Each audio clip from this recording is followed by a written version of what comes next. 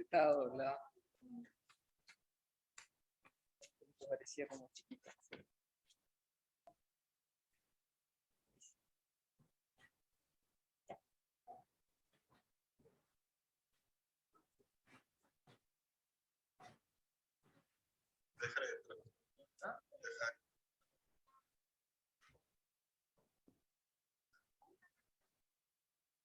Al ruido no, no, a ver, no, déjala ahí.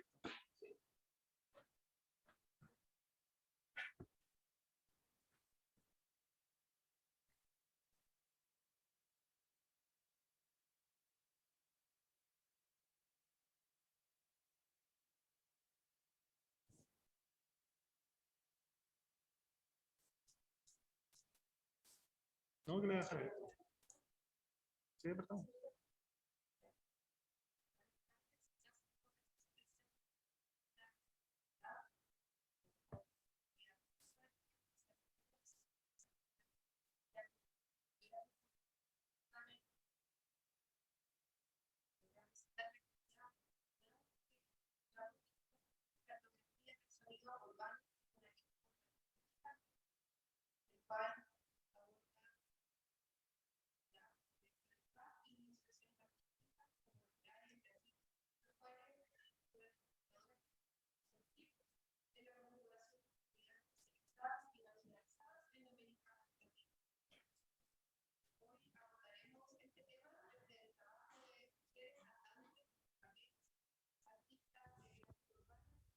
De Colombia, México y Chile.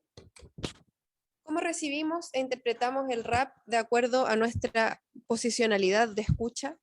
¿De qué manera las geografías de una ciudad en particular puede ser intervenida desde el sonido y la gráfica urbana? Estas son algunas de las preguntas que se tratarán en esta charla o clase abierta, la cual irá acompañada de algunas muestras de trabajos de artistas mujeres de América Latina, además de comentarios sobre formas metodológicas de aproximarse a estos temas. Hoy nos acompaña Pilar Villanueva Martínez, quien es escritora, gestora cultural y candidata a doctorado en literaturas y culturas latinoamericanas en the University of Texas en Austin. Pilar es además fundadora y actual editora de la revista latinoamericana Zánganos. Publicó el poemario Hierbas de Sangre en 2019 y un adelanto de su novela será publicada el próximo año en el libro Contar Historias. Pilar ha escrito columnas sobre movimientos sociales de América Latina para distintos medios de comunicación fuera y dentro de Chile.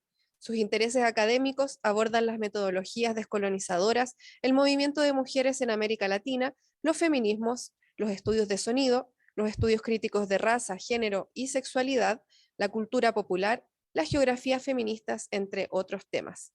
Muchas gracias, Pilar, por acompañarnos. Va a estar un semestre acá en Chile, luego tiene que volver a la universidad en Austin. También quisiera presentarles a Felipe Espinosa, quien es sociólogo, académico de nuestro Instituto de Estética, licenciado en Estética también, doctor en Filosofía, y actual jefe del Diplomado en Cultura Popular Chilena.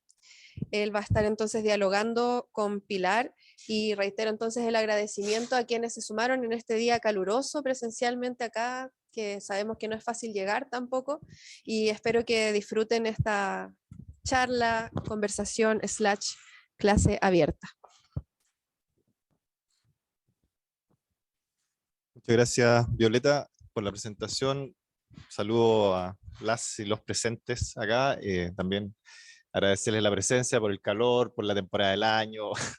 Todo conspira para un poco de una actividad como esta, pero creo que aprovechando la presencia de Pilar en Chile, sobre todo, necesario. Con Pilar nos conocimos hace mucho tiempo. Ella fue ayudante mía en un ramo hace años, y justamente a propósito de su presencia acá en Chile, ella me escribió y me dijo que estaba haciendo esta investigación, que son temas que a mí también me han interesado, reflexionar sobre ello, digamos, hacerlo más visible, sobre todo en el ámbito de la academia.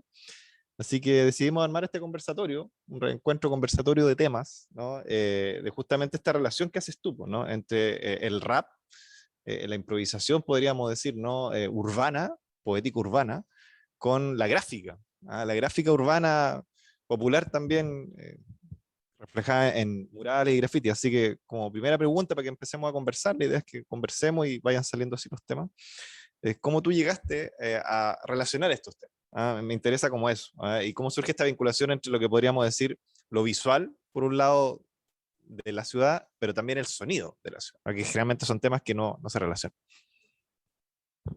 Gracias, Felipe. Bueno, primero gracias también por estar acá con el calor y todos tenemos muchas cosas que hacer, me imagino, en este periodo, así que mil gracias por su presencia, tanto aquí en la sala como también en Zoom. Muchas gracias y también a Felipe y Violeta por la gestión de este evento. Bueno, claro, cómo llegué a estos temas tiene un poco de una cuestión personal y una cuestión académica también, ¿no? Parte de mi proceso también de investigación ha sido un poco el desaprender muchas cosas que aprendí e incorporarme a mí misma dentro de mi investigación. Me acuerdo cuando yo entré, por ejemplo, a estudiar en el 2010, por ejemplo, yo entré a la Católica en 2010. Claro, me recuerdo muy patente como uno de los primeros ensayos que alguien me marcó, ¿no? Como un párrafo entero en el que yo hablaba de mi abuela, por ejemplo, esto no es académico. Y eso para mí fue algo súper fuerte, ¿no? Que fue como ya, hay una forma de escribir en la academia y esa forma implica no incorporarme.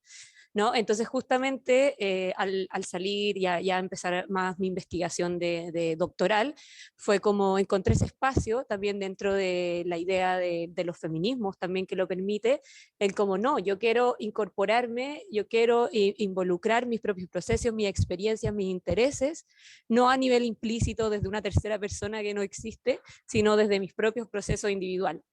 Y ahí es como también llego que si bien la poesía ha sido como uno de mis medios de expresión principales, la poesía y el rap están muy de la mano, ¿no? El rap, de hecho, la sigla viene Rhythm and Poetry, ¿no? Como ritmo y poesía. Entonces, un poco desde la poesía es que a mí me empezó a gustar el rap y empecé, ¿no? Empecé a rapear, ¿no? Tenía muchos conocidos en ese momento que también hacían canciones de rap, se movían en la escena del hip hop, y ahí fue que empecé a experimentar y eso me llevó un poco cada vez más cerca, ¿no? A ver, yo quiero explorarlo esto ya no desde desde lo personal, sino también desde lo académico. Y esa fue como la primera entrada, ¿no? Desde el interés por el rap, un poco también desde mi propia experiencia, ¿no? Desde las propias como escenas que yo también habitaba.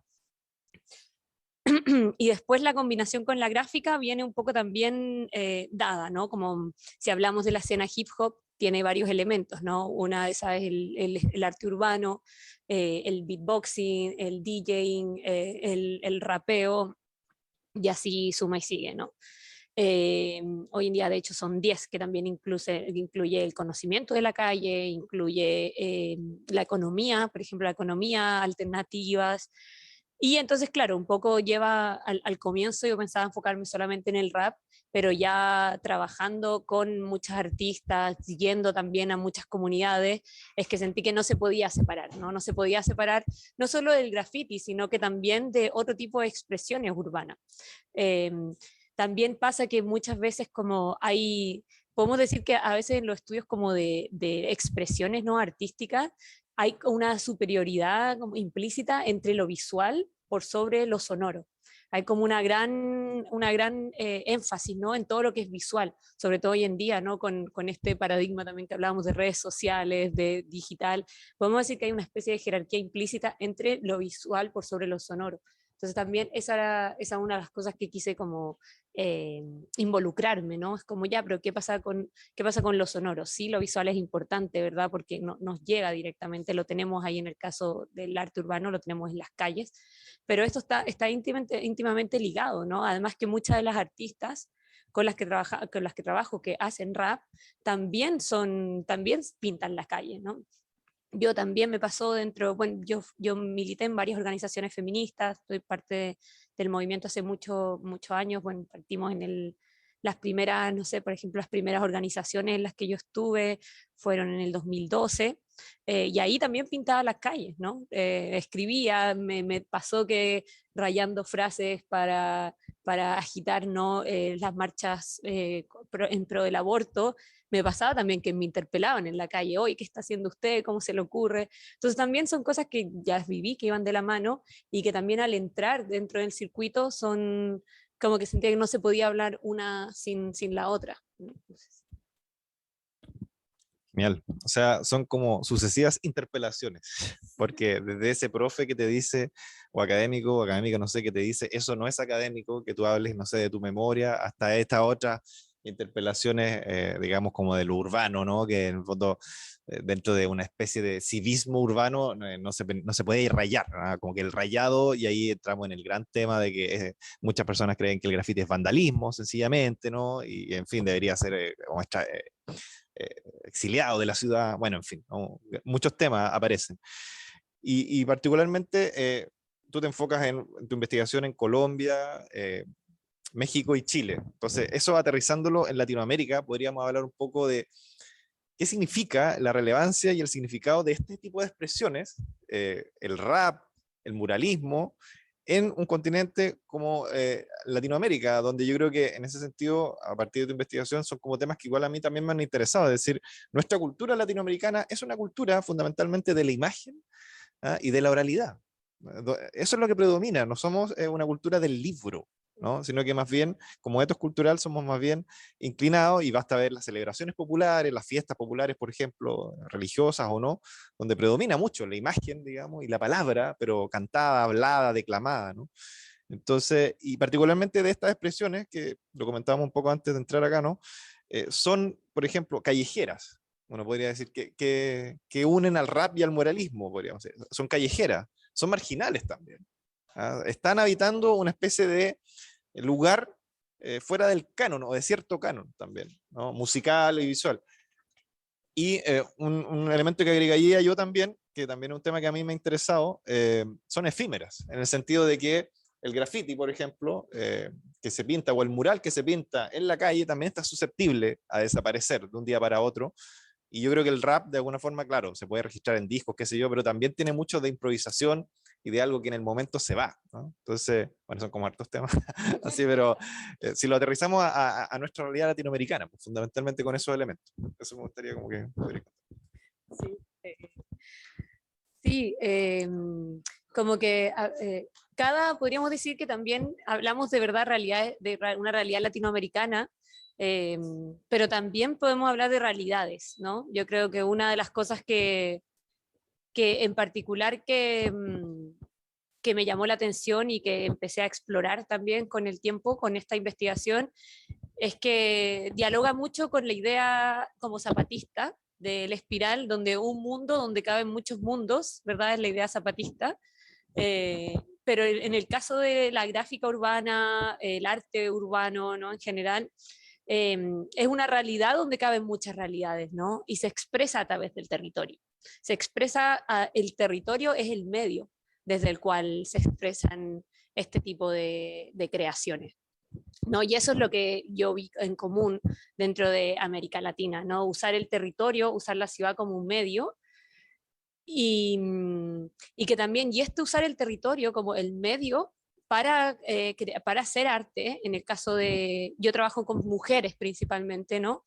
Es una forma también de reapropiarse el espacio, reapropiarse un espacio urbano que es particularmente hostil con las mujeres, ¿no? El habitar la ciudad, una ciudad capital muchas veces, o ciudades grandes, es un acto muy hostil, ¿no? Que implica vestirte, si eres mujer, vestirte de cierta manera, caminar de cierta manera, tener que aguantar ciertos comentarios, sentirte insegura, ¿no? Y una serie de otras acciones, ¿no? Que implican como un constante amenaza, ¿no? A ese habitar la ciudad, siendo un cuerpo muchas veces sexualizado, ¿verdad?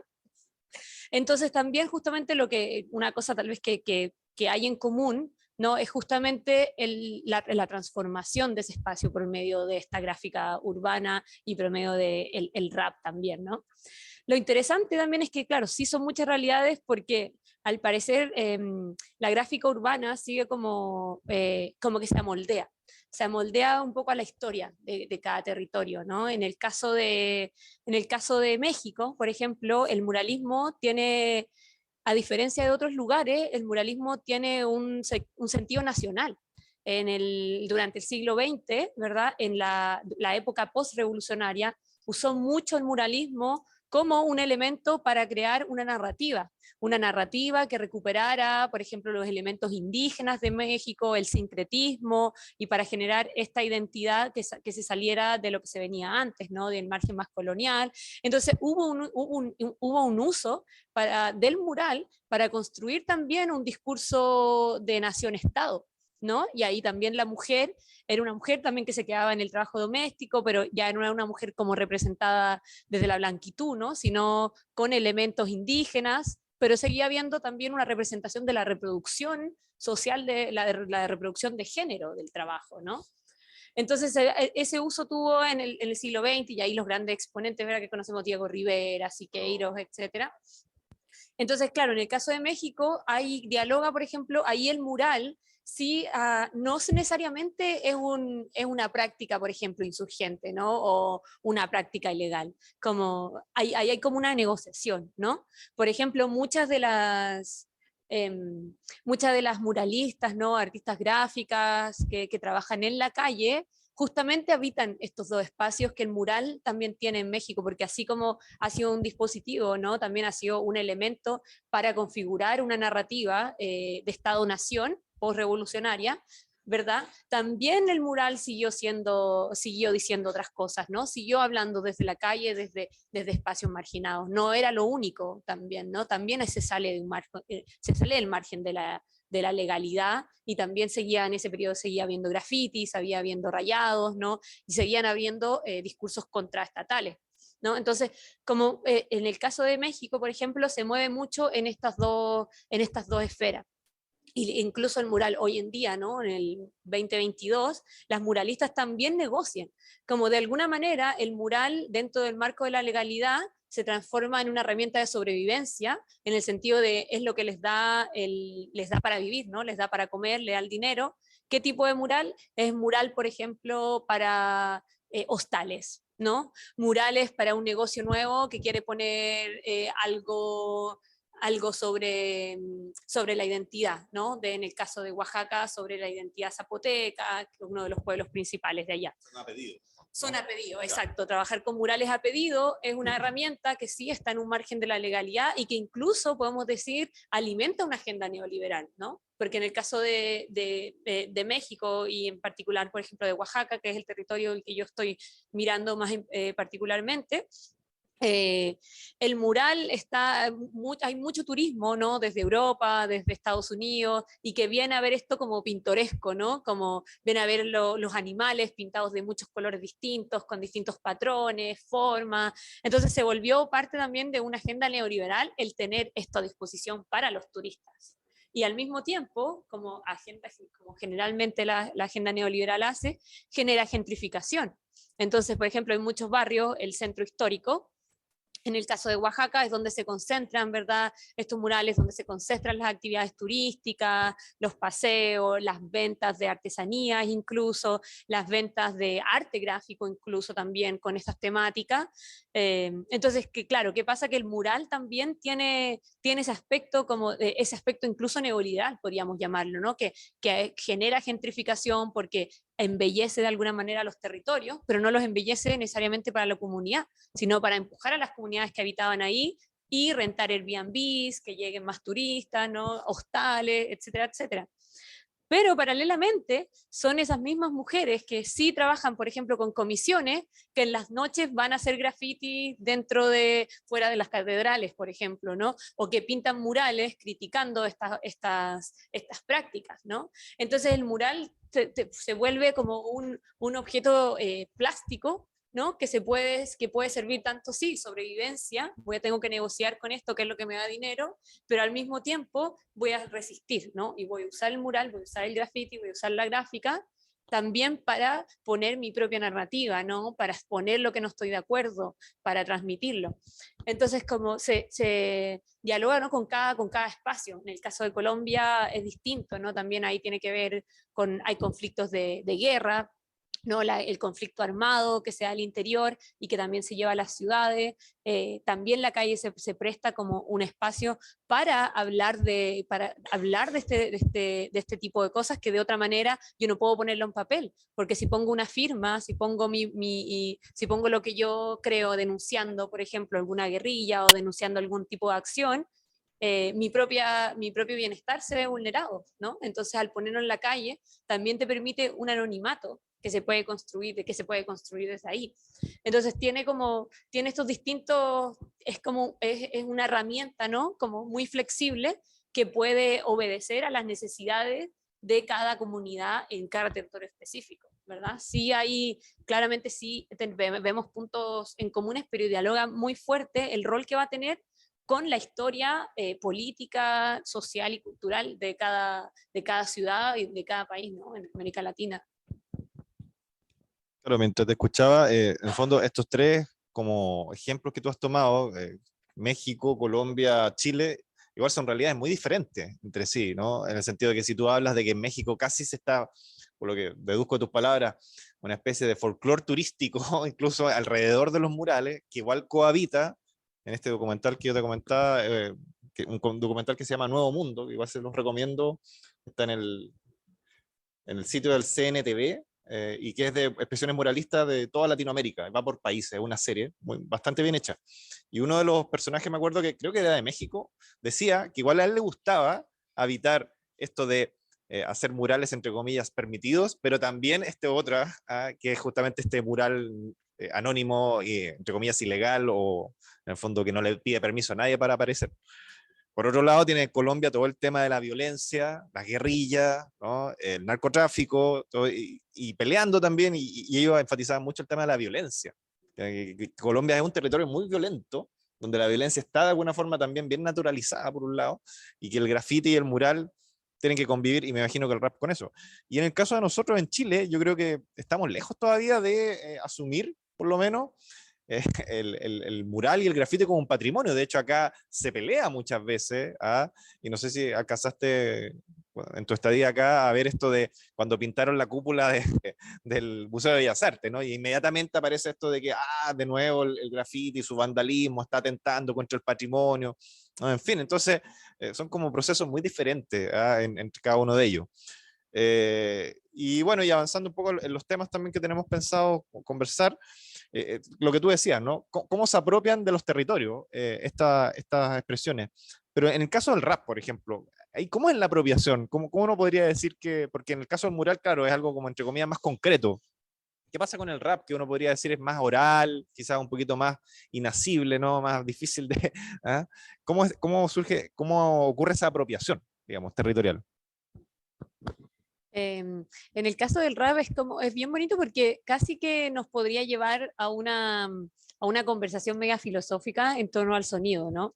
En el caso del rap, claro, tenemos varios elementos, ¿no? Una son las letras, ¿verdad? Que es la parte como más intuitiva, ¿no? Que uno agarra desde el rap, ¿no? Las letras, que por un lado podemos decir que a nivel literario hay cierto tipo de rap, no todo rap, ¿no? Porque depende mucho. Hoy en día el rap, si bien en sus orígenes afroamericanos era una expresión muy contestataria, ¿no? El FBI incluso mandó una carta a NWA, al grupo, ¿no? Como amenazándolos de que no seguir reproduciendo esa canción de Fuck the Police. Entonces tiene un origen muy insurgente, ¿no? Pero con el tiempo se ha ido capitalizando también y entrando a una economía muy masiva, ¿no? Con las grandes industrias musicales. Pero, ¿verdad? Hay cierto tipo de rap que dialoga aún, que está muy presente en la comunidad, ¿no? Y que habla de cuestiones comunitarias, y ahí entra un poco la historia oral. ¿no? Hay cierto rap que tiene el potencial de comunicar historias colectivas, ¿no? Historias sociales. Entonces, por eso también a veces en algunos casos podemos hablar de una memoria sonora, incluso, ¿no? Porque se da a nivel de la letra, se comunican experiencias, ya no solamente de la persona que está cantando, ¿no? Del artista que está rapeando, sino de lo que le pasó a su amiga, de lo que le pasó a su mamá, de lo que le pasó a su abuela, que tuvo que emigrar, por ejemplo, de una comunidad indígena hacia la ciudad, en el caso de México, por ejemplo, así, etcétera. Entonces ahí se van comunicando y es una forma de actualizar un poco la historia oral. La historia oral no solamente es a través de un testimonio donde yo voy a contar toda mi vida, ¿verdad?, de principio a fin escrito, o que voy a hablar también solamente de la historia de un territorio específico como historiadora de ese lugar, ¿no? Que todavía se da mucho en comunidades que tienen un historiador, ¿no? Una historiadora, sino que también se da a través de la comunicación de experiencias corporales que se repiten y que es un patrón, ¿no?, colectivo dentro de un territorio, dentro de una comunidad, dentro de una familia incluso. Entonces, desde ahí, claro, desde ahí está ya a nivel lírico. ¿Y qué pasa cuando entra el espacio? Es que al final la música es para ser transmitida, ¿no? Entonces, así como yo hablo esto, estoy transmitiendo esto, ¿verdad? Está interviniendo el espacio, solo que no podemos verlo, ¿no? Pero la voz se produce gracias a que hay aire en el que se pueda transmitir, ¿no? Entonces, depende del espacio, al igual como un mural depende de una muralla, exacto, de una muralla, el sonido depende de un espacio también, que haya un espacio y que haya oyentes también, ¿no? Entonces, en ese sentido, está por una parte donde entra también donde entra también el aspecto de escucha que yo también construyo, ¿no? Muchas veces hablamos de sí, la persona que crea, por ejemplo, el rap, pero no, está la persona que escucha. Al final el rap y cualquier otro tipo de canción depende mucho de los oídos que están ahí disponibles, ¿no? Y que estamos ocupando un territorio y estamos abriendo al final nuestros oídos, ¿no? Y lo estamos recibiendo. ¿Y qué pasa? Que como yo voy a recibir una letra, un sonido, va a ser distinto a como, por ejemplo, Felipe los va a recibir, ¿no? Entonces también ahí, y depende mucho de dónde esté, si yo estoy acá, por ejemplo, o si estamos en la calle hablando de esto, o si estamos en una protesta también, si yo estoy rapeando durante una protesta. Entonces ahí entran también las subjetividades, ¿verdad?, del territorio y de mi propia historia al momento de escuchar algo. Y en el caso del territorio, claro, y donde también otra forma que lo podemos ver más concretamente, en el caso de la apropiación del territorio, volviendo un poco a esa pregunta, es a través, una forma muy clara también es a través del performance, ¿no? Por ejemplo, es muy común, y en Chile tenemos en el caso, por ejemplo, de nuestra querida Nati Jux, el hablar en contextos de protesta, ¿no? En contextos de marcha, donde la marcha, no se podemos ir, por ejemplo, al 2006 o al 2011, donde las marchas estudiantiles terminaban, ¿verdad? Y terminaban con una presentación de Anati Yuk, ¿no? Y yo también otros artistas. Donde también Anati Yuk sacó una canción, ¿no?, dedicada al movimiento social. Entonces, ¿qué pasa? Que el rap, ¿no?, cierto tipo de rap, está alimentado constantemente por la historia también de ese territorio, ¿no? En el caso de Chile vemos, por ejemplo, la historia del movimiento social, ¿no?, que depende de un espacio para llevarse a cabo, ¿no? Y a través de, por ejemplo, ciertas canciones de rap, nosotros también vemos esa historia. Y en el caso de raperas, por ejemplo, que hablan de cuestiones feministas, yo al poner ciertas letras, por ejemplo, yo me paro en un escenario abierto, como muchas de estas otras artistas, y hablo, por ejemplo, muchas de las canciones hablan de casos concretos de abusos, de prácticas machistas, de violencia de género, de abusos al interior de las propias casas, fuera. Entonces, ¿qué pasa? Yo al plantearme en un escenario y traer esta reflexión a través del rap, ¿no?, que toma forma de canción, yo igual estoy invadiendo ese territorio, ¿no? Pero la forma de invadir ese territorio es la voz, es el propio cuerpo, ¿verdad?, como una caja de resonancia que yo estoy interviniendo el espacio, ¿no? Entonces, en ese sentido es que partía que es un poquito más filosófico, y que también lo hace muy bonito, pero estoy ocupando el espacio, ¿no? Y lo estoy reapropiando y estoy transformándolo. Al final lo que hacen muchas de estas mujeres y es lo que yo apunto, ¿no? Que están transformando el espacio en un lugar más seguro también, ¿no? En un lugar más seguro, que como hablábamos, la ciudad, los espacios hiperurbanos tienden a ser muy hostiles, ¿no? Especialmente con cuerpos sexualizados, feminizados. Entonces, esa es la forma, tengo distintas formas, puede ser muy visual, como hablábamos al comienzo, pero también puede tomar este sentido, ¿no? De que viene desde el cuerpo. El canto ya es una práctica acuerpada, ¿no? Porque viene desde el interior y porque también si yo lo uso para transmitir experiencias corporales, ¿no? Experiencia del habitar, toma aún más aún más estas voces, ¿no? Que yo hablo de voces acuerpadas también. Entonces esa es como una de las formas en que también se ocupa el territorio, también en ese sentido el territorio es un medio, ¿no? El que a través de que mi voz, que yo puedo usar mi cuerpo como caja de resonancia y transmitir estas historias, estas denuncias y así. No, muy interesante, van surgiendo hartos temas igual, y eso yo creo que es muy notable, ¿no? Que dentro de estos dos temas, que podríamos decir grandes temas, rap y murales, hay también escondidos, se podría decir, o de manera como latente, muchas otras temáticas. Mientras te escuchaba, por ejemplo, en el caso de nosotros igual, hace un tiempo, yo creo que es algo que está en germen, está el tema de raperos mapuches, ¿no? Por ejemplo, que uno podría decir, claro, para la cultura mapuche fundamentalmente es una cultura de la oralidad, es una cultura ágrafa, ¿no? Es una cultura que sus grandes monumentos son orales. Entonces, que ellos o que las nuevas generaciones se tomen de una expresión que uno podría ser foránea, pero que justamente sirve para contar la historia de las ñañas, la historia del despojo, ¿no? Creo que ahí se forma una confluencia muy notable, muy interesante, y que yo creo que está muy en ciernes todavía, que todavía tienen mucho por desarrollar.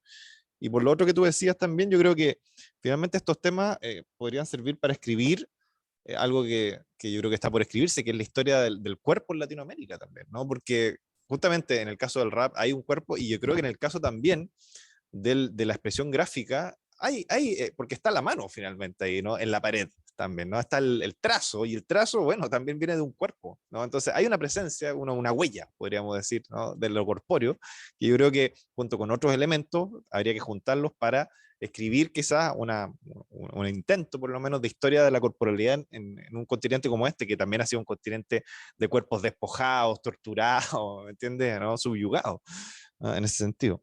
Y bueno, relacionándolo un poco con lo anterior, ¿no? Un gran tema para los que nos dedicamos a la investigación es el tema de las metodologías.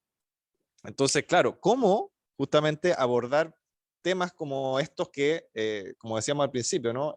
Han estado siempre habitando lo marginal, la calle, ¿no? Este territorio, podríamos decir, ¿no? Que quiere como de alguna forma ser también denunciar muchas cosas, ¿no? Y cómo eso, en fondo lo aterrizamos metodológicamente para transformarlo, qué sé yo, en un estudio, abordarlo de alguna manera, ¿no? Entonces, la pregunta vendría por ahí, ¿no?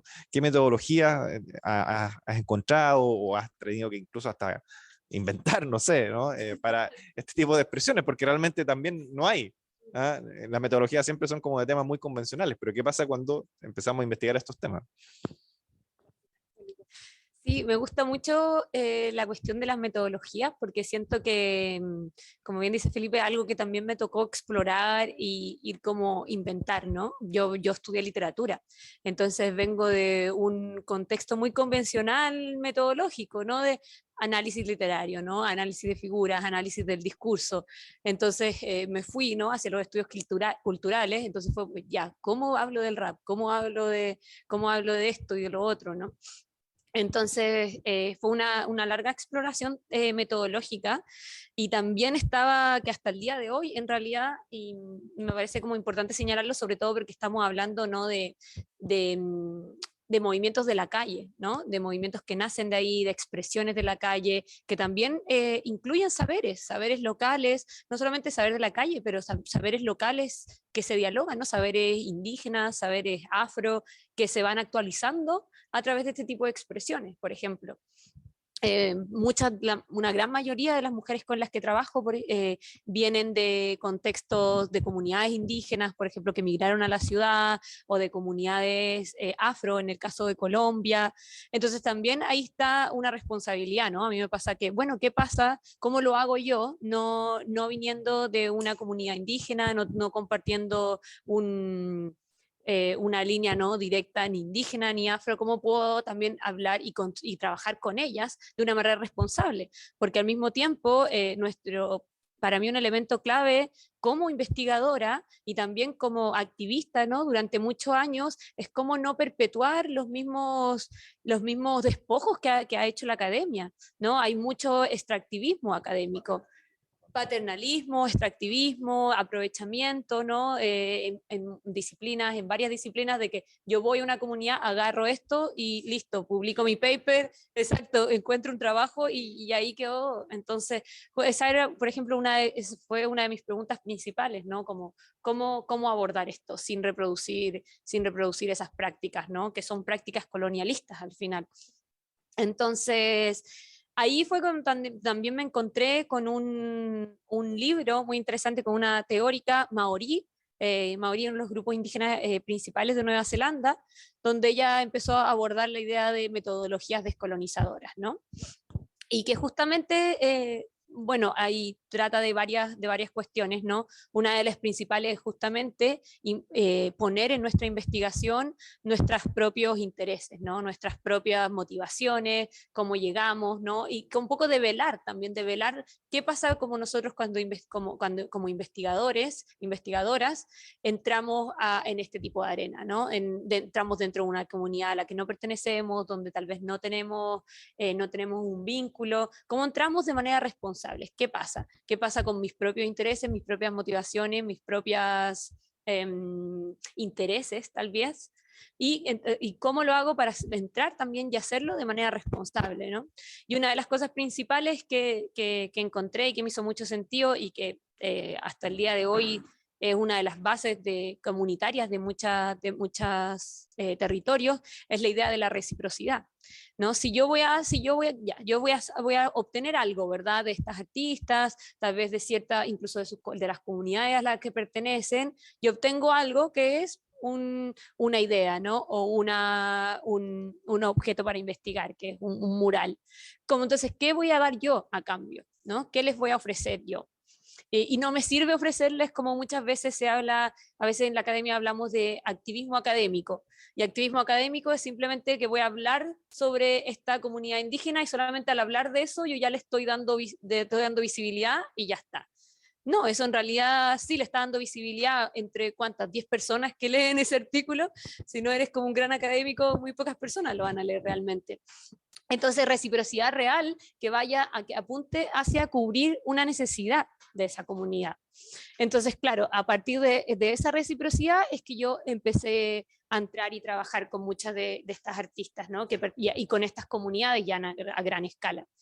Una de las formas, por ejemplo, concretas, para darles algunos ejemplos, es que generé instancias donde estas artistas, por ejemplo, pudieran hablar sobre su trabajo, pudieran hablar desde sus propios términos, cómo ellas entienden su trabajo, cómo lo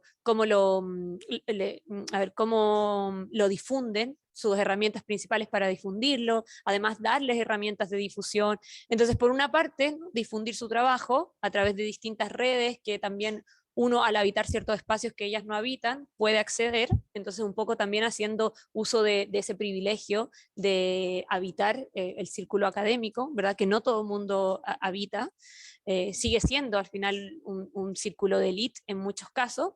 Entonces, bueno, ¿cómo usamos este círculo para darles esa visibilidad?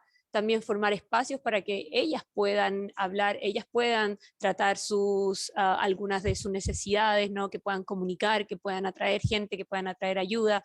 Esto también puede ser a través de la recolección de fondos, por ejemplo. Muchas veces salen iniciativas que la comunidad necesita, por ejemplo, ayuda porque hubo un despojo territorial y se necesita hacer una colecta de fondos. Bueno, esa es una forma también de cubrir una necesidad. Otra de las formas que, por ejemplo, he explorado de practicar esa reciprocidad es dando talleres en las mismas comunidades para jóvenes, en algunos casos para mujeres. Esto fue específicamente en Colombia, en una casa cultural, donde las raperas también hacen talleres de canto, ¿no? De rap, pero también gestionan, ¿no? Gestionan otras cosas. Entonces otra forma de practicar eso para mí fue ofrecer talleres gratuitos, gratuitos, que está en un taller, está en un espacio también muy marginal de Colombia, ¿no? Muy, que los turistas tampoco llegan. Entonces, esa por una parte, como el practicar metodologías descolonizadoras, sobre todo, creo una responsabilidad que tenemos, ¿no? Si es que queremos hacer una investigación que sea responsable, que sea ética y que no reproduzca un poco estas mismas lógicas de despojo de la academia. Entonces, ese en el sentido de las metodologías descolonizadoras. Y por otra parte, un poco lo que tiene relación con lo que hablaba antes, que al tratar sobre los estudios de sonido, también ser conscientes de cómo mi propio background, ¿no? Como que el oído tiene yo lo puedo adiestrar, ¿no? El oído tiene cierto adiestramiento. ¿En qué sentido? Yo voy a escuchar cierta música que voy a reconocer como música clásica a esto y le voy a dar cierto valor, ¿verdad? No, esto es música clásica, hay una historia, Europa, ¿verdad? Y le doy cierto valor. ¿Qué pasa? De repente voy a escuchar, por ejemplo, gritos de muchas comunidades, por ejemplo, en África. Vamos a África, Sudán, tienen unos gritos que ellos transmiten cuando algo se celebra. Yo voy a escuchar eso y voy a decir como, ay, que esto me va a molestar, ¿no? Eso habla de un adiestramiento del sonido, de nuestro oído. Entonces nunca, y desde ahí parte del trabajar con el sonido, ¿no? Uno nunca escucha de manera neutral, nada. Ni una charla, ni un ruido, ni un ruido que pueda tener sentido como este grito, uno nunca escucha neutralmente. Entonces, una forma también de aproximarlo y también de trabajar esta idea de más descolonizadora y responsable, es investigarse una misma, ¿no? Investigarse una misma. ¿Cómo afecta mi propio como oído y cuánto también tengo que deseducarlo para entender de dónde vienen estas sonoridades? Por ejemplo, en el caso de muchos, yendo hacia el rap mapuche, por ejemplo, en caso, aquí está Guayquil, ¿verdad? Con quien también he trabajado, está Millaray MC, en el caso de Oaxaca está Yadi, Mare, Cintia Montaño en Colombia, etcétera. Un gran número de artistas ponen instrumentos tradicionales en sus canciones. Por ejemplo, en Colombia la marimba, acá el cultrún, ¿no? En el caso de Oaxaca, un tipo de tambor, ¿no? Entonces también, ¿cómo yo recibo esas sonoridades? ¿Me doy cuenta al escuchar una canción? También esas son subjetividades que hablan desde esta escucha que no es neutral, ¿no? Entonces, otra de esa metodología de acercarse al sonido en particular es como ir revelando, ¿no? Revelando cómo mi propia emocionalidad, ¿no? Recibe cierto sonido y desde ahí leerlas desde ese punto, ¿no?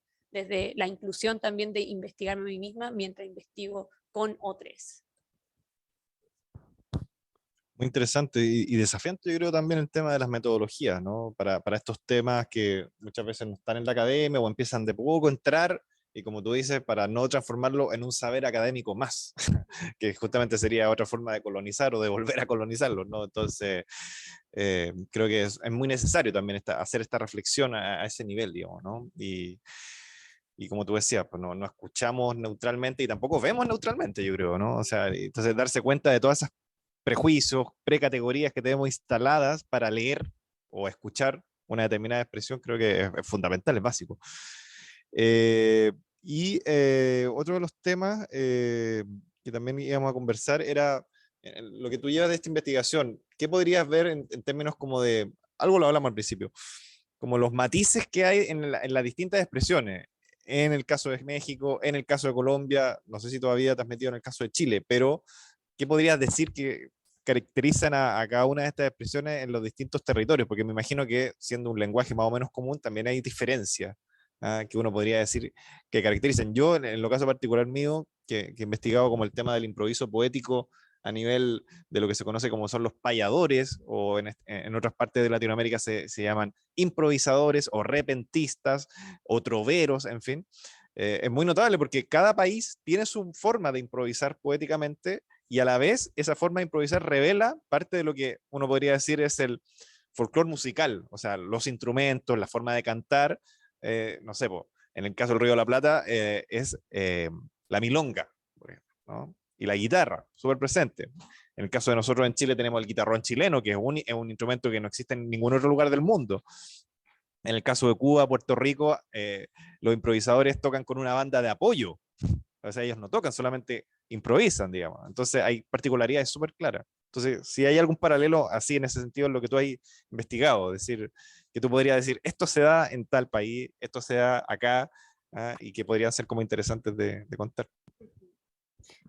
Sí, yo creo que sería como retomar un poquito lo que conversamos, como indagar en ese sentido de que, por ejemplo, en México, en particular en el caso de Oaxaca, es donde más se veía por el contexto del mural allá, es donde más fuerte se ve esta negociación, ¿no? Que hacen como las artistas con el margen legal y el margen ya eh, irregular, ¿no? O fuera de lo institucional. Hay un caso muy interesante de una grafitera que ella, por ejemplo, trabajaba como inspectora de la plaza principal, que es donde, como lo que sería la plaza de armas, que es un punto así muy turístico, llegan todo, de hecho, todos los turistas llegan a comprar artesanías, a pasear, y ella trabajaba como inspectora y tenía que sacar a los vendedores ambulantes, ¿no? Solo podían trabajar los vendedores establecidos, exacto, y todos los demás que ella reconocía tenía que echarlos y mucha gente, muchas veces era gente que de barrios muy, muy vulnerables, ¿no? Que no tenían no tienen recursos, muchos no tienen una casa, están en situación de calle. Entonces ella se veía en ese rol de echarlos, ¿no? Y hablábamos un poco sobre esto y me decía, claro, es que no necesito un trabajo, ¿no? Después de la pandemia, las situaciones fueron complicadas, no es lo que me gusta, pero tengo que hacerlo. ¿Y qué pasa? Que luego se iba de su trabajo, como si se sacaba el uniforme, se ponía el uniforme de grafitera, ¿no? Y se iba a pintar las calles, ¿no? Como haciendo el trabajo justamente opuesto al que hacía por el día, podemos hacerlo, lo hacía por la noche, ¿no? Perseguido. Exacto, claro. Y lo mismo con otras muralistas, ¿no? Que les pagaban grandes comisiones para pintar, por ejemplo, un gran mural de un mercado, ¿no? De un mercado que muy popular allá.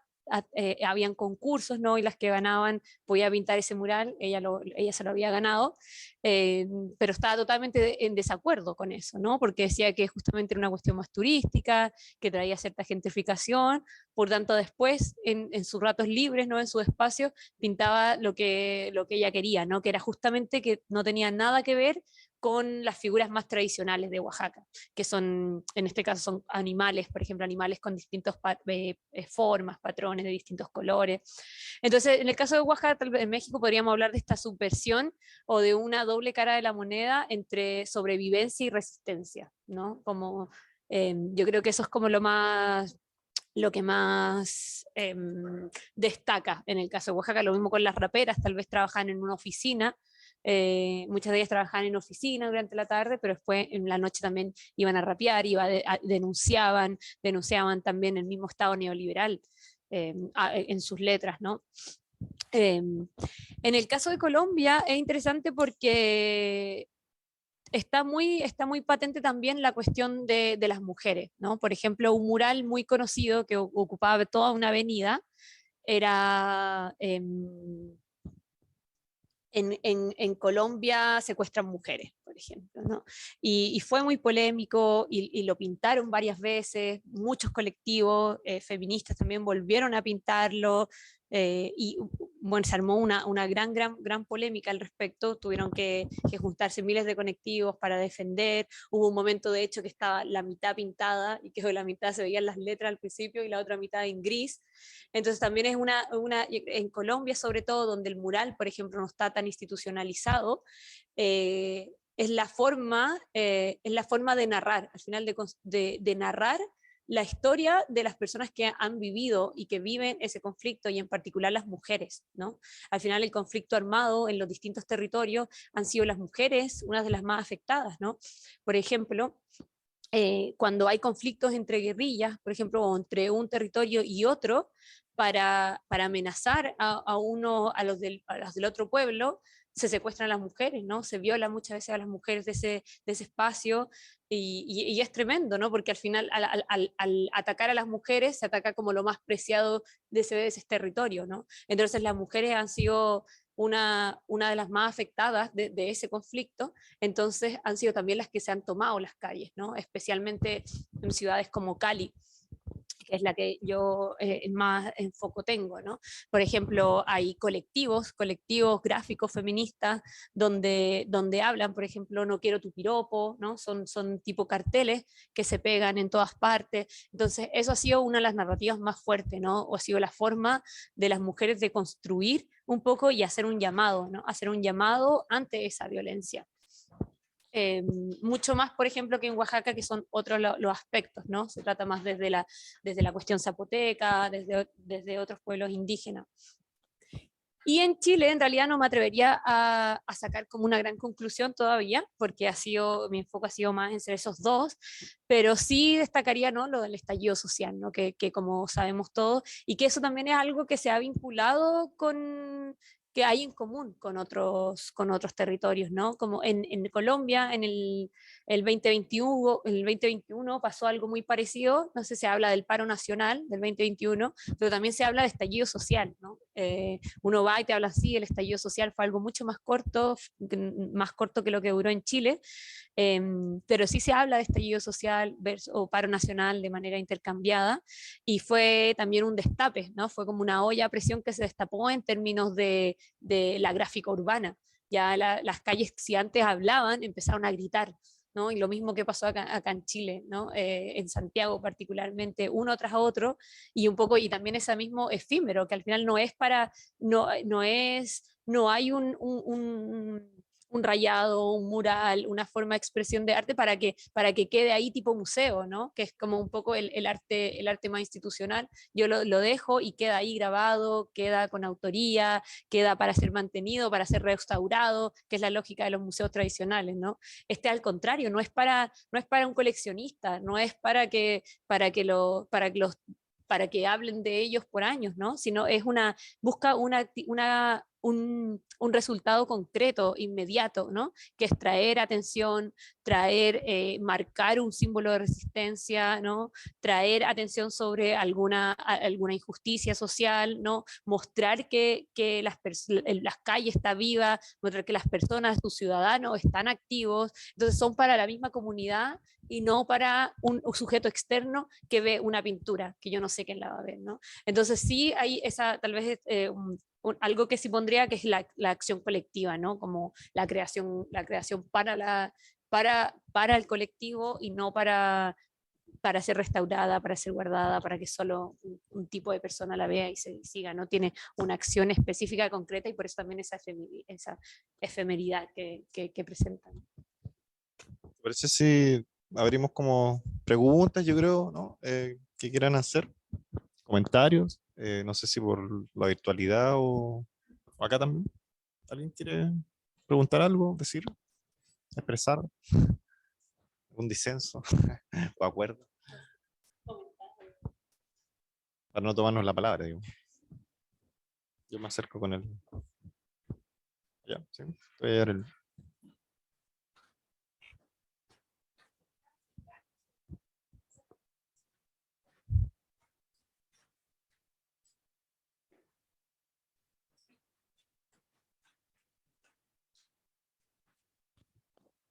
Ah, em, es una pregunta, creo, un poco simple, pero es como, ¿cuál es la que ustedes creen es como una diferencia que perciben entre el graffiti y el muralismo? Más que nada porque igual en la calle se da igual esa discusión y está como presente. Entonces, de repente me gustaría saber cómo profundizan ese tema.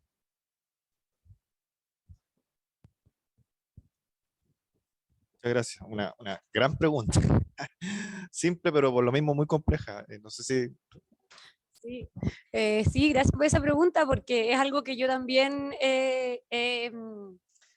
he tocado, ¿no? En la misma investigación, por esta misma diferencia que se da en la calle, pero también el público general, ¿no? Que es como que el mural está acá y el graffiti está acá, ¿no? Pareciera que hay una jerarquía media invisible, tanto en la academia como en las personas, ¿no? Que están fuera incluso de la escena o dentro, que el mural tuviera más valor artístico que el graffiti, ¿no? Como el graffiti, de hecho, con mucha más facilidad se vandaliza, ¿no? Son solamente un rayado, además está el tag, ¿no? Entonces sí hay como hay una jerarquía implícita entre ambos, especialmente entre el mural y el graffiti.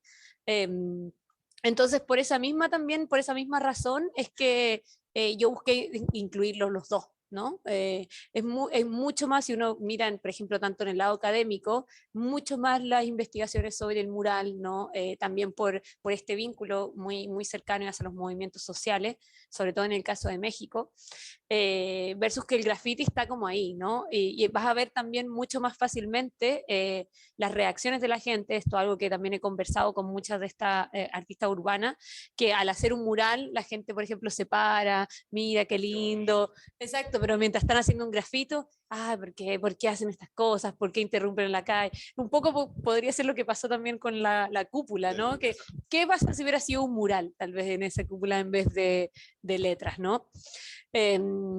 Entonces sí, efectivamente hay como también esa diferenciación de la cultura general, ¿no? Como de aspecto, pero y también porque el mural tiene una gráfica más sencilla en el sentido de para el ojo, ¿no? No en términos de técnica, sino de reconocer porque es más cercana a la ilustración.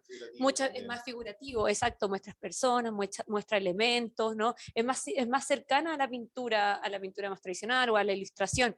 Ves tú que el graffiti necesita también un adiestramiento del ojo, ¿no? Uno al principio ves ahí unos rayados, ¿no? Pero mientras más voy viendo o mientras más incluso voy haciendo, es que puedo reconocer, estas letras dicen tal cosa, ¿no? Al principio me pasó cuando empecé a explorar el graffiti, me costaba saber exactamente qué es lo que decía, y mientras más iba explorando, también iba más entendiendo, ¿no? Y no solo eso, y también se van reconociendo los estilos, ¿no? Los estilos de un artista, de un grafitero, es como, usa este tipo de colores, es esta persona, ¿no? Usa este tipo de patrón, no sé, las letras más gorditas versus que las letras más alineadas, ¿no? Y también por esa misma razón, al estar más alejados de esa institucionalidad del mural, también lo hace más subversivo, ¿no? Y más, incluso más también una herramienta de apropiación, porque si podemos mirarlos también como una forma de apropiarse del territorio en el sentido de poner tu firma, ¿verdad? Uno hace una pintura y pones tu firma, ¿no? ¿Y quiere decir eso? Que esa pintura es tuya, ¿no? Es tu creación. Pero yo estoy poniendo en este caso una firma en una muralla, ¿no? En un espacio público en el que muchas veces la mayoría de los grafiteros también habitan espacios marginalizados. En el caso de, por ejemplo, de México, son de comunidades indígenas también, comunidades que han sido justamente marginalizadas del espacio urbano, ¿no? Cada vez llevadas hacia la periferia de esta ciudad. Entonces, ¿qué pasa? Yo llego al espacio urbano, llego al centro y pongo mi marca también, ¿no? El graffiti también es una forma de autoría, es una forma de decir, sí, yo estoy también en este territorio. Y cuando hay un vínculo con una comunidad racializada, es incluso más potente, ¿no? Esa reapropiación, porque luego de ese despojo cultural, un despojo territorial también muy fuerte, es que yo también me puedo hacer parte, es que me puedo reapropiar ese espacio. Entonces son distintos, ¿no? Yo le llamo dispositivos, ambos tienen son muy fuertes, ¿no? Desde manera distinta trabajan con el territorio y se permite esa reapropiación. Y por esa misma como jerarquía un poco que hay entre el mural y el graffiti, es la necesidad para mí también de incorporarlo, ¿no? Y decir, como ver, no es tan así, ¿no? Esta jerarquía un poco de la que se habla. Sí, solo para complementar lo que dice Pilar, y para como mostrar lo complejo que también es los lenguajes visuales actuales, muchas veces el mural ocupa elementos del graffiti y a la vez el graffiti ocupa elementos del mural. Entonces esa distinción, que en un momento que todavía la seguimos haciendo, digamos, por términos yo creo metodológicos muchas veces, entre mural y graffiti, de repente en los hechos, en la calle, queda un poquito corta o incluso no te basta. ¿Por qué? Porque justamente los lenguajes están mixturados, ¿ah? Hay una hibridación, más bien dicho, y hay una mezcla. Entonces, aparte de lo que tú decías de la legitimación institucional, ¿no? Que todavía es muy fuerte. Entonces, agregar elementos a eso, ¿no? Que justamente los lenguajes visuales también están mezclados y de repente cuesta separar tan tajantemente lo que es un mural o de lo que es un graffiti, a día de hoy. Así que hay pregunta de la gente del Zoom.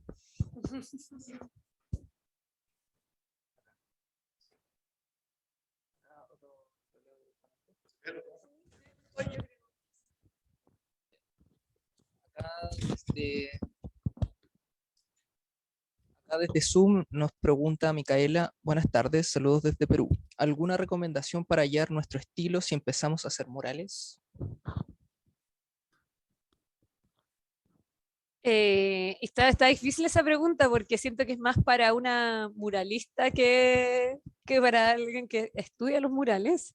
Em, yo creo que ahí respondería más con la experiencia de las propias artistas, más que con la mía, ¿no? Porque son experiencias distintas y que, claro, muchas partieron desde lo que les resonaba, ¿no? De hecho, una de las cosas interesantes que no mencioné y que podría ser un buen espacio es que también el mural es una práctica de autocuidado, ¿no? Y del rap también. El rap, y tanto el rap como la gráfica urbana, en particular cuando con mujeres, ¿no? Mucho, se repitió mucho, ¿no? Esta idea de como práctica de autocuidado, como práctica de sanación muchas veces, ¿no?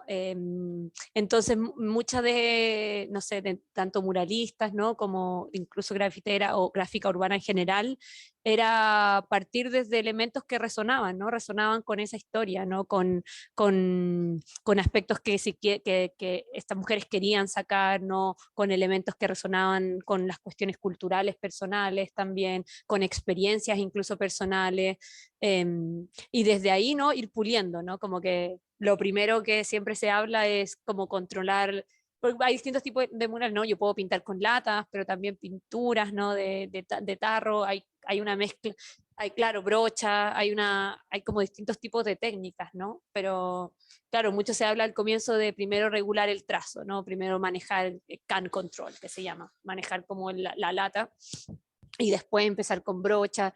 Entonces yo diría más que nada por un poco basado en esas experiencias de las mismas mujeres que se dedican, encontrar, ¿no? Qué elementos resuenan, tal vez qué colores resuenan, qué técnicas resuenan, y también, pero con ese mismo proceso personal, de qué manera estas creaciones pueden servir como para trabajar ese autocuidado.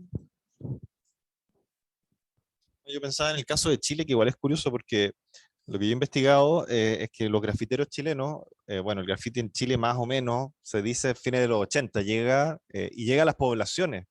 Y esos muchachos de esas poblaciones marginales que empiezan a pintar los muros, se criaron viendo los murales inspirados en las brigadas muralistas, que en el fondo estaban inspiradas en el muralismo mexicano también, o sea, en el muralismo latinoamericano clásico. Entonces hay un hilo de conexión ahí que tú quizás en tu investigación también lo podrías incluir, no sé, a manera de sugerencia, entre igual México y Chile. Y en Chile, por lo menos los primeros murales que se hacen están muy inspirados en el muralismo mexicano. Y de hecho está el famoso mural de Siqueiro, Muerte al Invasor, que se supone que es como el gran primer mural de la Escuela México de Chillán, que pinta Siqueiro acá en Chile estando exiliado, ¿no? Una historia muy, muy curiosa, muy rara, y que finalmente hace llegar al primer mural acá en Chile, ¿no?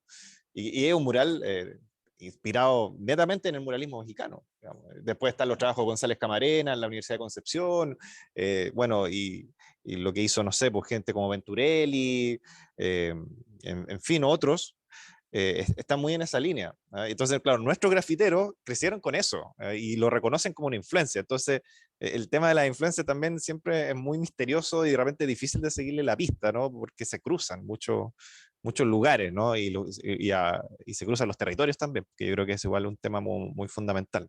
Como el territorio de alguna forma te lleva a pintar, a trazar o a improvisar de una manera. Por eso te decía yo que creo que en el caso del improviso poético que he visto yo, influye mucho desde dónde se hace lo territorial, ¿ah? A cómo tú llegas a un resultado, sea gráfico o sea oral, en ese sentido musical quizás, ¿no?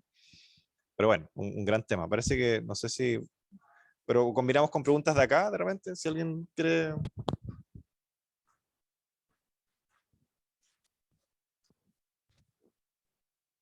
En realidad es como una pregunta que requiere un poco de descripción, porque tengo la sensación de que a partir, o como el año 2018 más o menos, hubo una suerte como de revival del rap en Chile, donde había mucha gente que estaba haciendo rap, gente como de, no sé, 20 y tantos años, 30 años, y se hicieron incluso celebraciones de los 30 años del rap en Chile, salieron documentales, y al mismo tiempo se produjo como un boom de raperas feministas a nivel latinoamericano, muchas de ellas vinieron a Chile a dictar cursos de freestyle, empezaron a surgir también, siento que paralelamente hubo un revival de ese rap quizás que hacía un eco más relacionado con el rap de los 90, con ese rap que se escuchaba en las poblaciones, y que al mismo tiempo surge como una nueva generación del rap, muchas veces asociado al feminismo, entonces como plantear un poco esa suerte de escena que pasa también en esos otros países que tú estás estudiando, si se da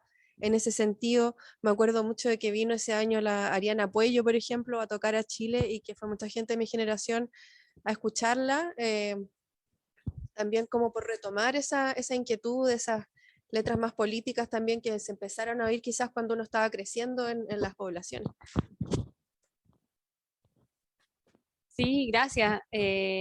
Sí, un poco también, esa es la, entre intereses personales también, ¿no? Pero motivaciones personales, pero también política, es un poco el trabajar con mujeres, porque efectivamente se da ese mismo boom de raperas mujeres. Al final el hip hop, la escena hip hop en general, es una escena que ha sido muy masculina, ¿no? Y que se masculinizó aún más con la capitalización del rap, ¿no? Cuando entra en la industria global, con sellos como Sony, ¿no? Y otros sellos internacionales, se empieza a quitar el aspecto social que originalmente tenía el rap, ¿no? Como en particular, de denunciar la violencia hacia las comunidades afroamericanas en Estados Unidos, ¿no? Como un inicio. Entonces, claro, con la comodificación del rap, ¿no? Y entrar en esta industria general más institucionalizada, es que se empieza a quitarle su valor social, como muchos otros procesos que el capitalismo también se adueña. También pasa, ¿no? Con el feminismo, ¿no? Con poleras de Ripley diciendo soy feminista, ¿no? Y tratando mal a mujeres, como se dio este caso famoso de que despidieron a una mujer lesbiana, ¿no? Entonces, claro, con el rap pasa algo similar, ¿no? Que se le quitó en su momento la industria ya más global de la música, se le quitó este valor social original que tenía, pero que justamente, claro, y que hablaba mucho de la hipersexualización de la mujer, aún más de mujeres racializadas, ¿no? Se usó como una forma de proyectar aún más la división, la sexualización del género femenino, ¿no?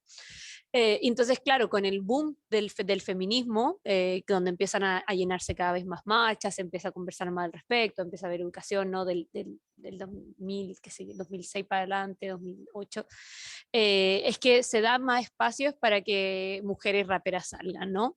Y efectivamente lo mismo pasa en tanto acá como en México y en Colombia, y de esta manera también estas mujeres han utilizado el rap para subvertir por una parte, las dinámicas sociales de violencia de género, pero subvertir un género, una escena que hasta el día de hoy es tremendamente masculina, ¿no? Como el hip hop.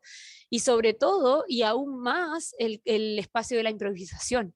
Por ejemplo, claro, la escena, podemos decir que la creación de canciones sigue siendo un espacio un poco más seguro, y ahí se forma un poco esta división, ¿no? La improvisación en la calle versus la grabación, ¿no? En las plataformas musicales. Sigue siendo un espacio seguro, el de grabación en la casa, que muchas tienen esto que se llama home studios, ¿no? Como estudios desde sus propios cuartos.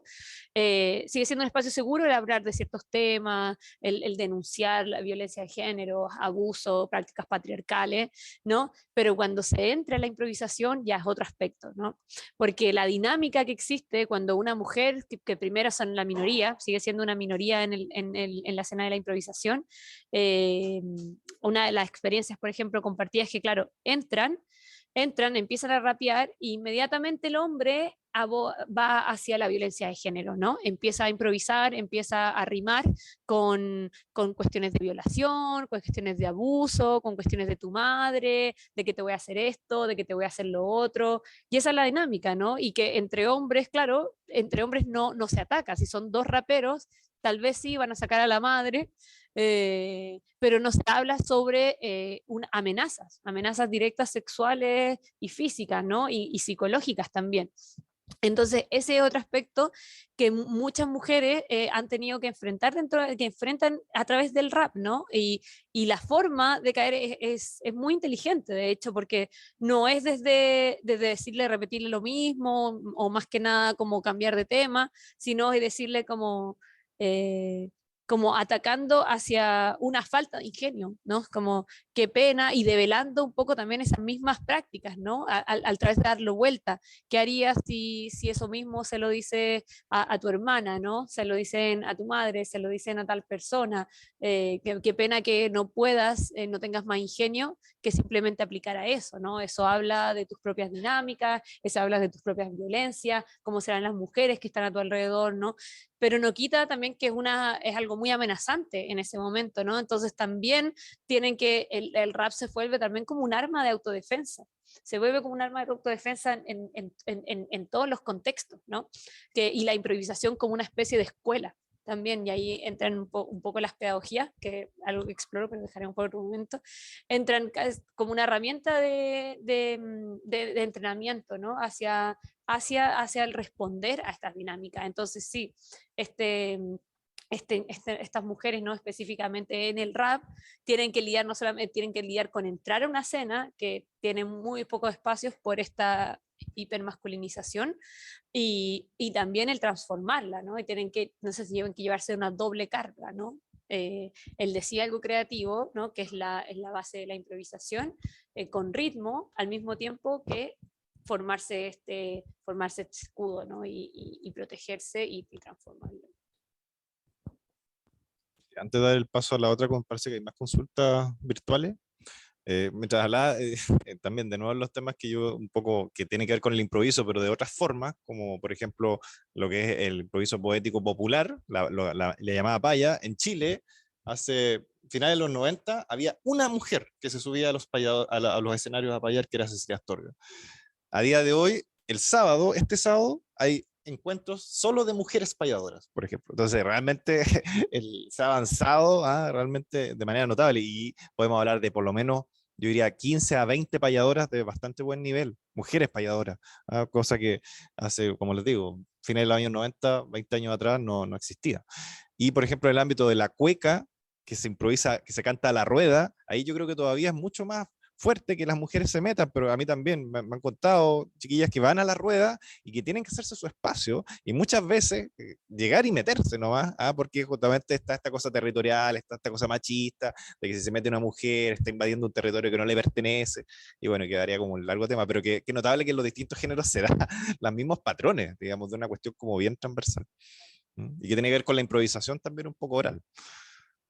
No sé si vamos con otra, de aquí no veo, pero ahí tú tienes que... Acá. Carla Leguén dice, hola, ¿cómo están? ¿Cómo considerarías las respuestas a los grafitis que se le hacen al monumento de Baquedano en Plaza Dignidad? Por ejemplo, pintar todo blanco encima, rodearlo de bloques, esto también en Bustamante, o mallas para no acceder a esa base de concreto. Y ahí, claro, también respecto a los grafitis que se hacen antes que se borren. Eso. Gracias. Ahí quiero, de hecho, usar una frase de un compañero colombiano que se dedica también a bastante a la gráfica urbana, y una vez estábamos hablando del contexto colombiano, específicamente de este mural que les contaba que se puso en toda una avenida, ¿no? En Cali secuestran mujeres. Y que, claro, decía, una ciudad sin graffiti es una ciudad muda, ¿no? Y creo que es una muy buena frase, y que habla súper bien de esa pregunta, ¿no? Que al final ese pintar en Baquedano, ¿no? En Plaza de la Dignidad, es un silenciamiento. Y que habla directamente también con las prácticas represivas, ¿no? De las fuerzas militares, ¿no? De las fuerzas policiales, de mantener, porque al final el graffiti, y de hecho, y ahí eso es algo particular del graffiti, al no contar con esa tal vez cierta legitimidad que sí cuenta el mural, el graffiti se mantiene aún más como el lenguaje de no solo de la calle, sino que el lenguaje de grupos, de una colectividad empujada, ¿no? Y despojada territorialmente, como de una comunidad que no tiene esos espacios, que no tiene los espacios para tal vez marcar esa resistencia. Entonces, justamente el graffiti en esos contextos es más resistencia, podríamos hablar, que es otro tipo de gráfica urbana, ¿no? Como en el caso específico del de Baquedano. Es una forma de hacer, yo diría que incluso más que de silenciar, es una forma de hacer gritar, ¿no? La calle, de gritar a través de la calle, usar el territorio del grafiti, ¿no? De Baquedano, de hacer gritar los muros colectivamente, ¿no? Y que claro, y que van a seguir silenciando, que van a seguir silenciando a través de esta pintura blanca, pero que el graffiti va a seguir hablando, las paredes van a seguir gritando, ¿no? A través porque al final son el medio del por cual un colectivo grita. Entonces, en ese sentido es como que hablaba también del sentido, un poco el rol que toma en Chile como este acto colectivo, ¿no? Y el grafiti al final se sabe que se va a borrar, pero es para el colectivo, es para la comunidad, mucho más que para, eh, mucho más que para una audiencia más, eh, más institucionalizada, ¿no? Una audiencia eh, más reconocida o conocedora del arte, como se habla hoy en día, es para los mismos son para los mismos que protestan, son para la misma colectividad que está ahí. Al final es un arma de resistencia, ¿no? Y esa es un tipo de represión. Al final, el pintar las murallas, el usar ese graffiti, es un tipo de represión visual. Vamos a hablarlo. Está el tipo de represión, sí, de los policías con, eh, con los palos, ¿no? Con las clásicas formas de violencia, pero también está esta represión visual, ¿no? Que es el marcar el graffiti, que son también frases, no solamente el graffiti, el tag, pero son muchas frases, ¿no? Contra la institucionalidad, contra la agenda, contra el actual, contra la gobernanza. Yo creo que una pregunta más quizás de acá, de los presentes, y podríamos ya cerrar, ¿no? No sé si alguien más quiere decir algo, comentar algo, o quizás tú agregar algo como de tu investigación. ¿Mm? Ayudante también.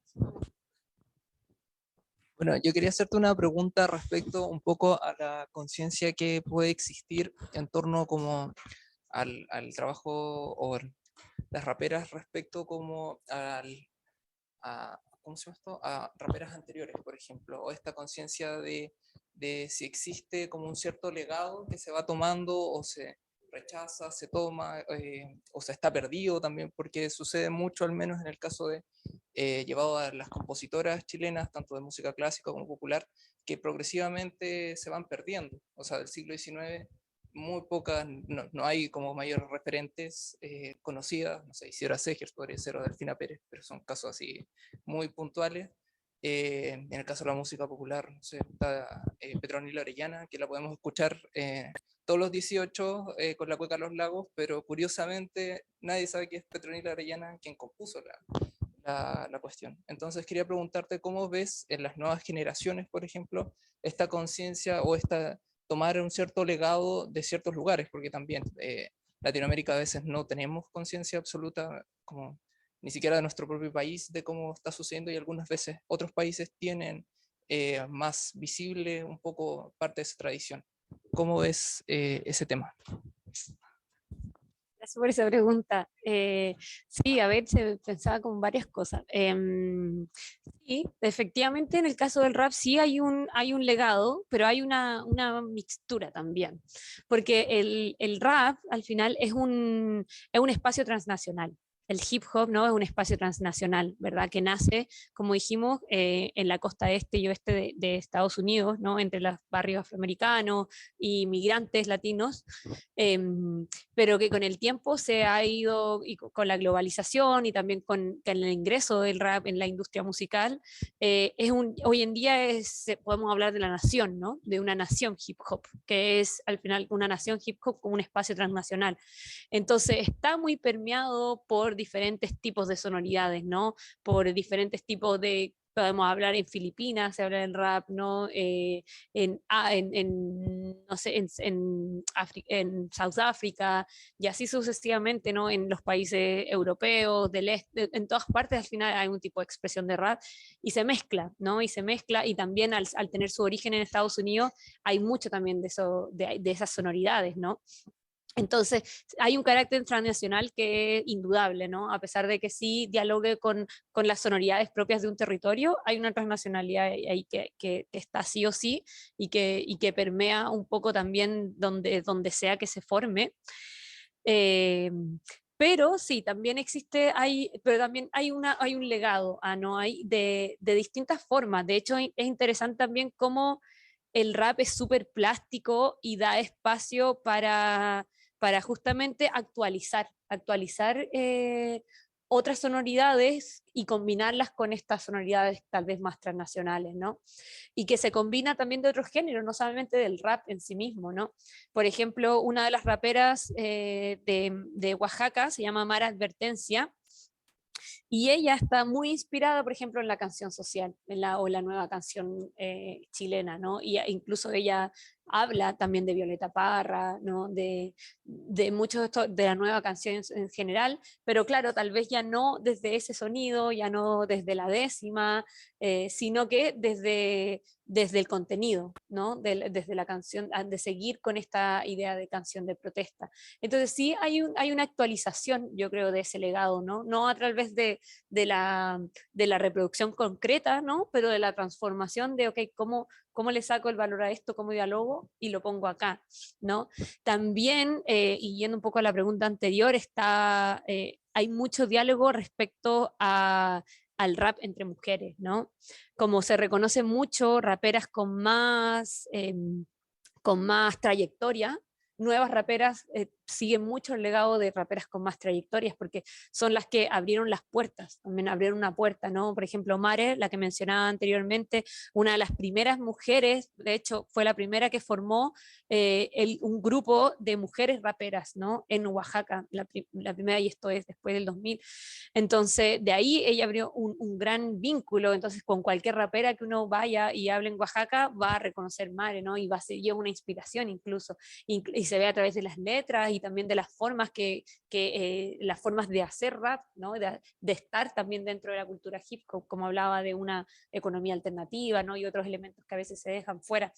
Entonces, hay un legado incluso medio metodológico, ¿no? De construir, y que va muy apegado hacia el factor social, ¿no? Y de compromiso comunitario que incluye. Entonces, sí se da en ciertos casos. Por ejemplo, en el caso de Colombia también vemos mucho el rescate no necesariamente del rap, por ejemplo, de otras raperas anteriores, porque es mucho menos, en Colombia, específicamente en Cali, es interesante como es mucho más bajo el número, si miramos simplemente el número, es mucho menos las mujeres que rapean en comparación a Chile, por ejemplo, o México, o incluso otros territorios.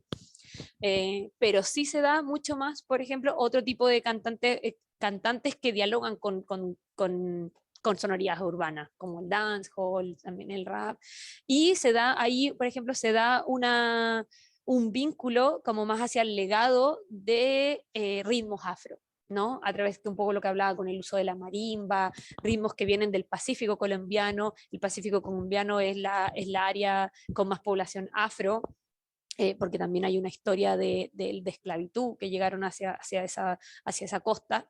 Entonces, claro, hay un legado con también actualizar, ¿no? Traer estas sonoridades, ¿no? Que también muchas veces se folclorizan y quedan ahí, y es como, no, es actualizarlos y transformar en algo más, porque ella, por ejemplo, una de esas raperas viene del Pacífico colombiano, su familia, pero ella nació en la ciudad.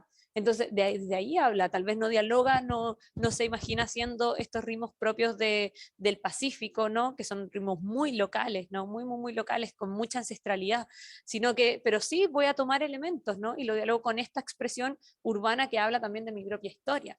Entonces, hay muchas de estas sonoridades también dentro del uso de los instrumentos, pero también ciertos ritmos. Entonces, sí hay este legado, ¿no? Como que cruza múltiples estilos, y que son también muy locales y en algunos casos latinoamericanos, como el de estas raperas mexicanas, ¿no? Que